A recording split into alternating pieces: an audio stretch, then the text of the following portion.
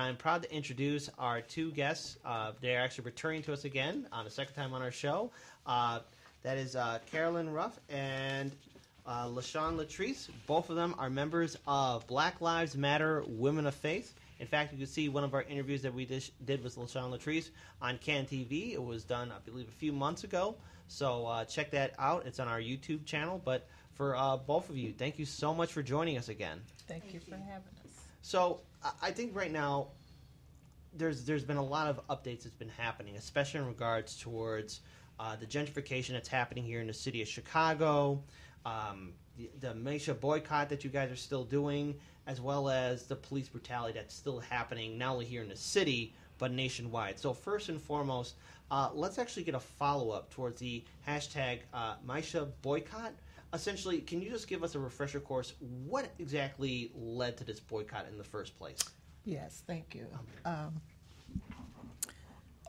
Carolyn speaking. What happened? Black Lives Matter Women of Faith. What happened in Charlotte, North Carolina, March 9th? There was a young lady in one of the Misha's chain stores that was brutally assaulted. And in fact, it was a husband and a wife that assaulted her, saying that she stole some eyelashes, but she never left the store. They couldn't find anything on her.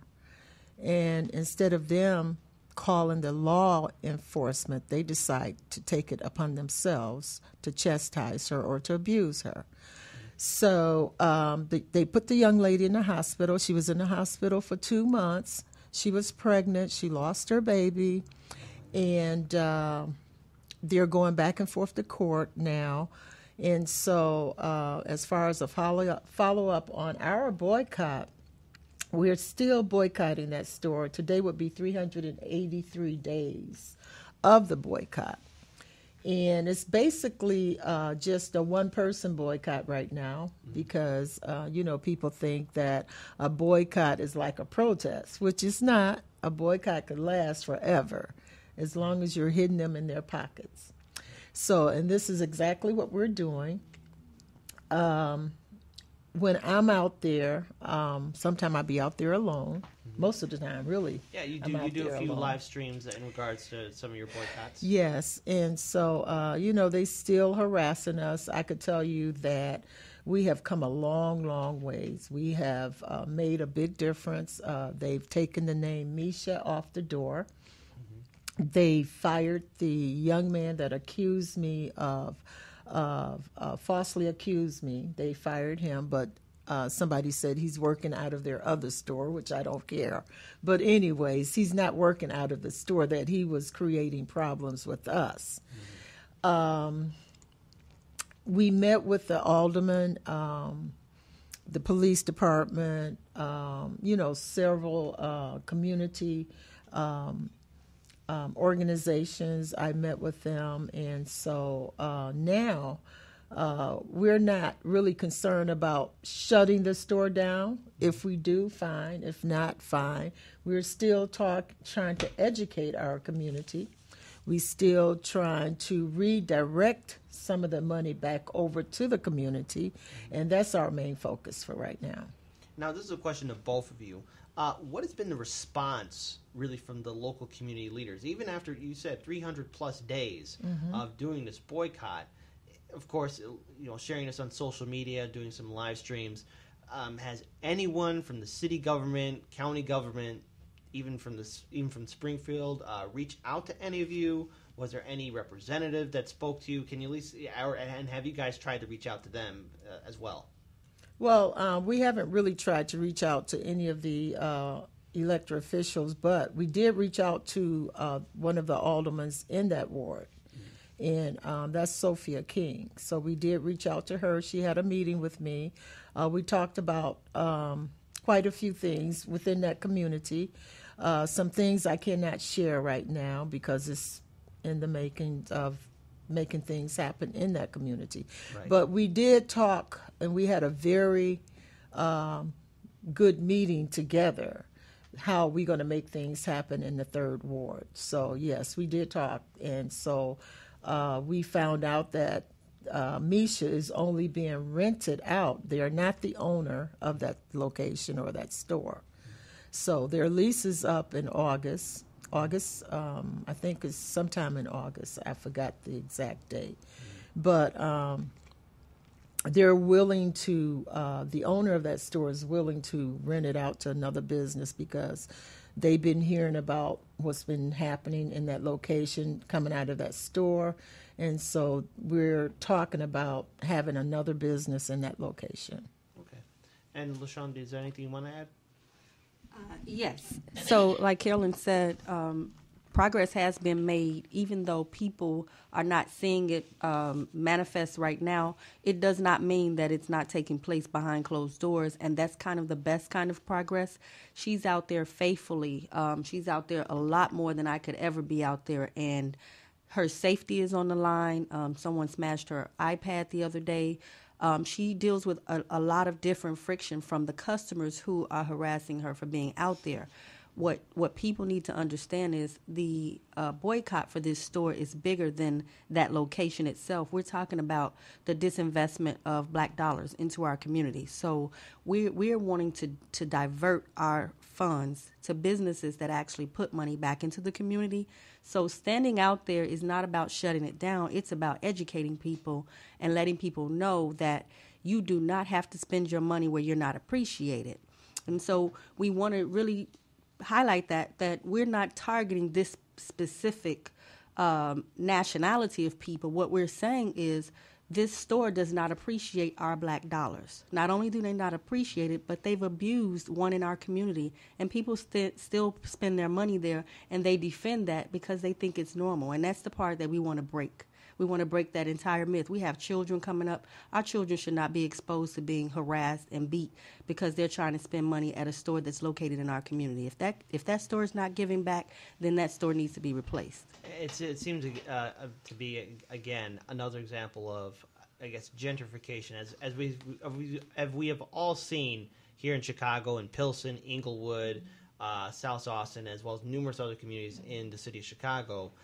It seems low-income communities, communities of color, are being targeted by these large real estate developers, and it happens very slowly to where first, like, schools are getting shut down, lack of infrastructure, lack of job programs, and then once the property values go down, new businesses come in with the support of the city government, and then it leads to the displacement of the people. So specifically with you two, what have you seen in regards towards, I guess, large real estate developers moving into low-income communities? Has there been any kind of talk to really to address this crisis that's happening? Because people are leaving the city of Chicago. A lot of working-class families are leaving Chicago en masse.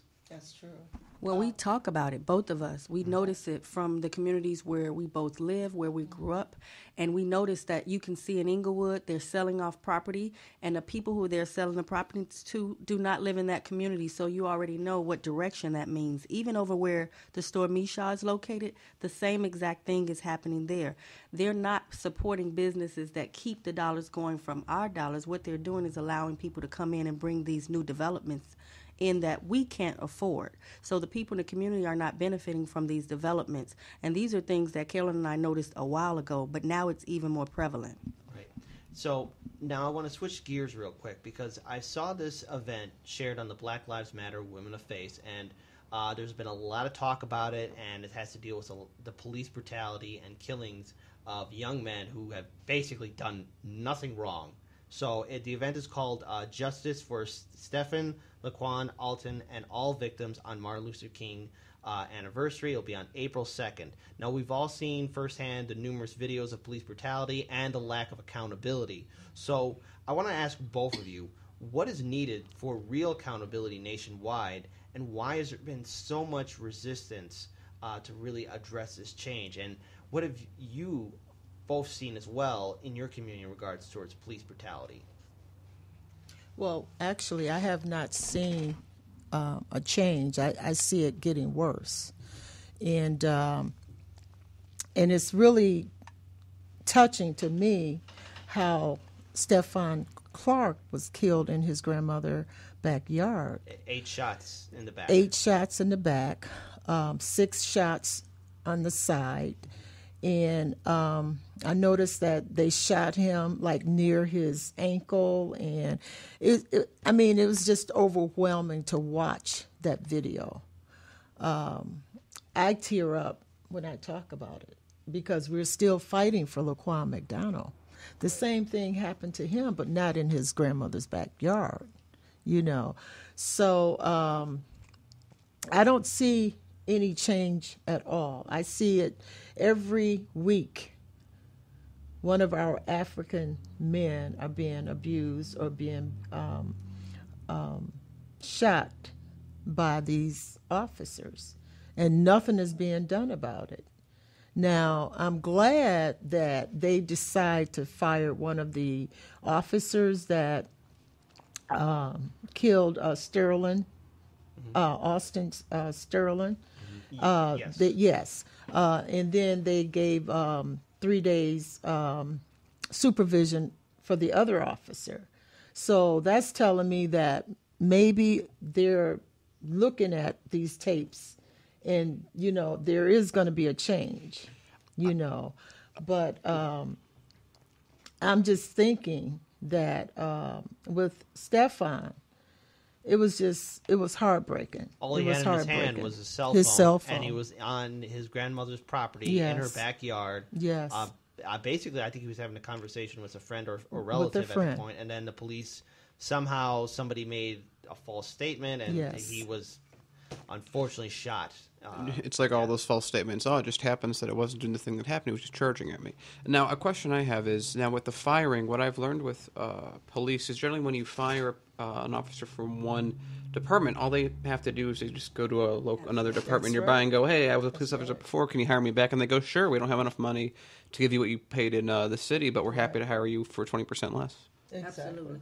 And I would like to add to what Carolyn was saying about Stefan Clark. The video was released for Alton Sterling. In the very beginning of the video, the officer had the gun to his head, and he said he was going to shoot him. This is before there was ever any sort of tasering or anything that took place, but that was done in front of everyone. And so my thing is, we're watching our men, we're watching people from our community that look like us and live in the same type of communities that we do. We're watching them being harassed before there's ever even any reason for the police to talk to them. But for some reason, that culture that exists is allowing that thing to take place the way that it does. And it unfortunately happens to be black people who are affected. So the situation with Stefan Clark, look at Laquan McDonald's situation. He shot him in cold blood in front of all of the other officers and on camera. And we're still talking about when the trial date starts. I mean, it's ludicrous that it's almost like a mockery, but it shows the type of system that we have in this unfair criminal justice system, that we would take victims of police violence and we would make them actually into the ones who did something wrong because the officers, abused their authority. And it's also very important to note, we covered this story, especially with Stefan, in the first hour of our show, to where even when, Stefan was bleeding, unfortunately, in the backyard, the police still, for, 10 minutes, still had their guns pointed on him, even though he was... Because, if you give someone 14 bullets, they could still be a major threat and could cause bodily harm to you. At least according to them. We've had cops punch people, and then they had the audacity of bleeding on their cuffs, and that's why they got charged. Right.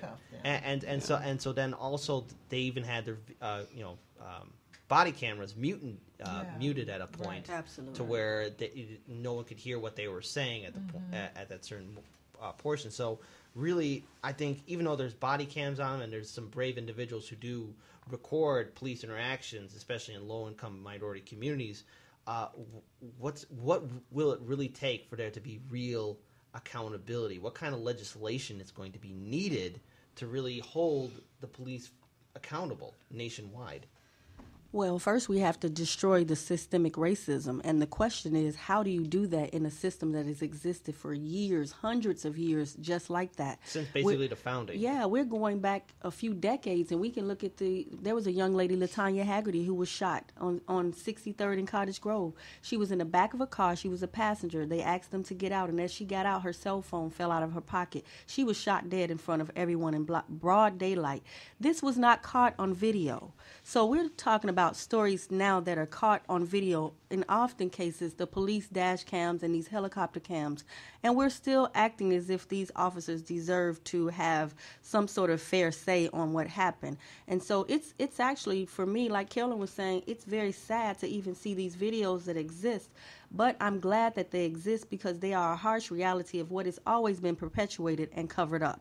Now you can't cover it up anymore because these situations are now being passed around on social media, which unfortunately is hard for the family, but other people need to see what exists out here. So I think the law enforcement culture altogether needs to be dismantled.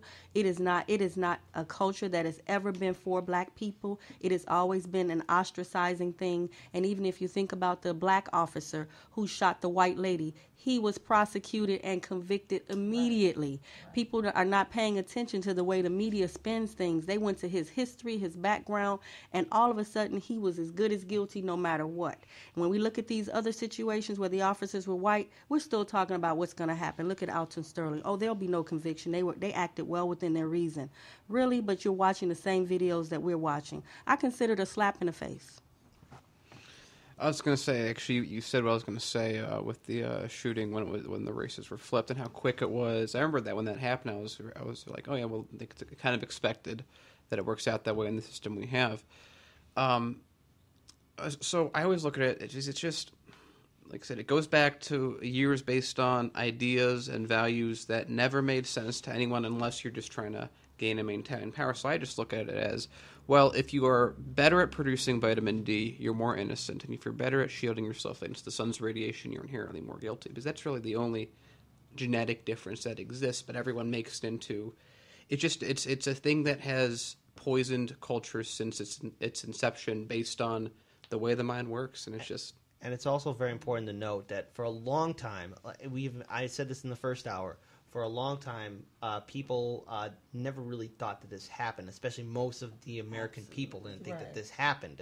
Until social media became as powerful as it is now, people are finally waking up to the fact that, no, this isn't just a rare occasion. This isn't just one bad cop. This is everyday life. And so when you hear people, especially in low-income communities, say, we can't trust the police because they do X, Y, and Z to us, every single day, it's making more sense of where they're not lying, they're telling the truth, and the blinders have been put on for years. Right. And I think it's very difficult for the political establishment, corporate media, and I think even for most of the American population to really accept the fact that this is how it is, specifically because of the war on drugs, our prison industrial complex, and the fact that you can even count this into a lesser extent, gentrification happening in communities. And I would really quickly want to just jump in, and it's not that unique from what's happening, and like what happened in Standing Rock to the Native Americans, what's happening in Palestine right now, what's happening in Yemen. It's a confluence of, oh, I'm a much stronger power, and you're going to submit to whatever I want. Well, it's a really tried and true political tactic of divide and conquer, right? If you look back historically, right, after the Civil War, after the abolition of slavery, you didn't have segregation or Jim Crow laws for another, 40, 50 years, right? It wasn't until you have the poor white and the poor black communities joining forces and becoming a political threat to established powers that, we've got to find segregation, we got to split people up, right? And this is a modern continuation of that. And I look at things like, do you remember the police officer in Virginia who was fired for not shooting the person? Yeah. It's like, and I think he was a former service member too, because he was going back to his military training. Actually, he's going back to the military has a far more stringent policy in a war zone of how you can't shoot someone. What police were doing here would get half the army put in a brig for life if they did. So, like, Kate, I mean, you were there. What's the rules of engagement compared to what police are doing for the military? Well, because my unit was, especially on our first tour, we were going to be in Baghdad.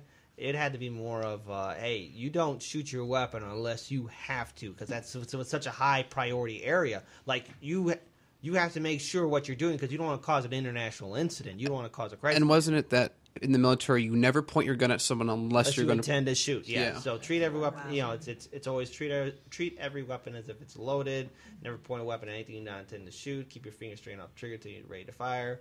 You know, that kind of stuff. So like, don't it wasn't fire. even the case that if like someone else had a gun, if they weren't pointing it at you, you couldn't point your gun at them. No, you couldn't.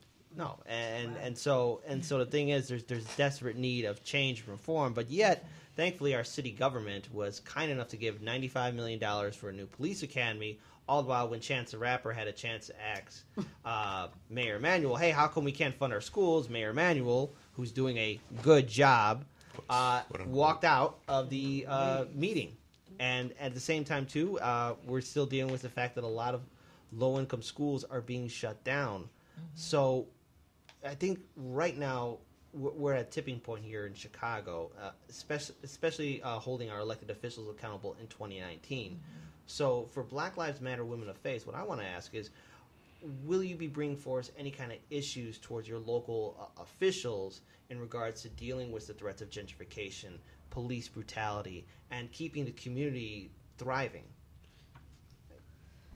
That is definitely something that Carolyn and I will discuss for the future, because what we've witnessed in the last couple of years is now a compilation of all of this taking place, and now it's, of course, getting much worse. When you're talking about bringing Amazon to this city, and you know that it's not going to be something that benefits the low-income communities, but it'll push people out who can't afford to pay those rents or purchase those condos and things like that.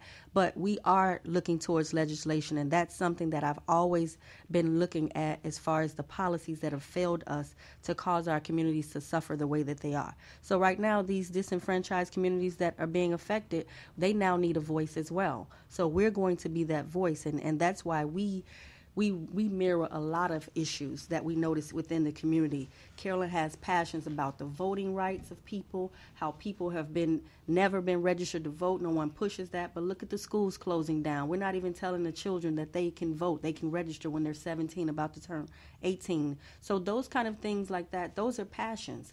And those passions are the driving force behind Black Lives Matter Women of Faith, which is allowing us to collaborate with other organizations so that we can push our agenda on a larger platform. I know Answer Chicago is one of those groups that's actually trying to push forward to getting people to reach out to vote. I know you've spoken at a couple of their events as well as a few others. Has there been any kind of talk about kind of really making a larger impact politically here in the city of Chicago with working with other groups?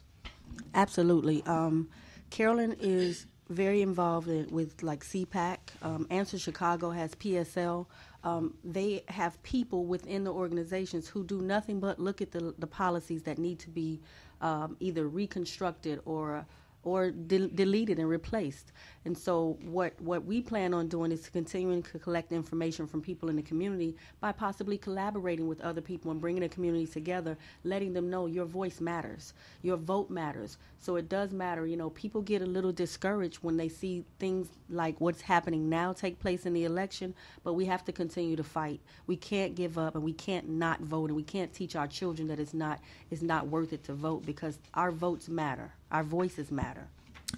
And also I look at that we have to join in with our young people. We have to support our young people that's making things happen now. They're stepping up. They're getting people out to vote. I just came back from Washington with this here, what you call it? It says Student Lives Matter. Exactly. March for Our Lives. I just came back from Washington. And I noticed it looked just like the Women's March. It was really nice to see our young people geared up to make things happen, to stress. They were stressing about voting. They were going to go back to their community and organize. And that's the key right there. You got to organize. You got to unify with other groups. You know, you just can't make things happen just one organization. We all have to come together collectively. So, and real quick, because I know we're going to be ending very, very shortly. We got Right. just a few short minutes left. But where can we find your organization on social media? And two, what do you want to say to people who are perhaps still critical of getting involved politically or even going out to vote? Well, first of all, we got to encourage people to go out to vote. I mean, there's a lot of people that have registered, but they're not voting. You know, we got to encourage our millennials. Those are the ones that's not really coming forth as far as voting are concerned. And as far as bringing people together, we just have to keep talking about it. You know, we have to keep going to different events, you know, and talk about what we're doing and asking people to come on board and join us. We do have a web page, not a website page, but we have on Facebook, we have Black Lives Matter Women of Faith group page that anyone could join, male or female. It doesn't matter who you are. You could join that page and you could put, you know, your opinion as to what should we do next. Why don't we get together and talk about this or that? And that's what that page is for, basically. Okay. You know, so yes. All right, well, Carolyn, LaShawn, thank you so much for joining Hard Lens Media. It was a real pleasure to have you both back on our show. I want to give, again, a special shout-out again to Peter Janko, who's one of the SEC candidates from our Revolution, who joined us early in the first hour. Thank you so much to our audience who listened to us. If you like what we do, we have a Patreon page. It'll help us build more content and produce more shows like this. And we also have a web page, so if there's any group or organization that you guys think we should speak to, please check out our website. You'll be able to find everything you need there. Also check out our other social media links. Peace to everyone, and let's all do what we can to build a better future. Absolutely. Thank you.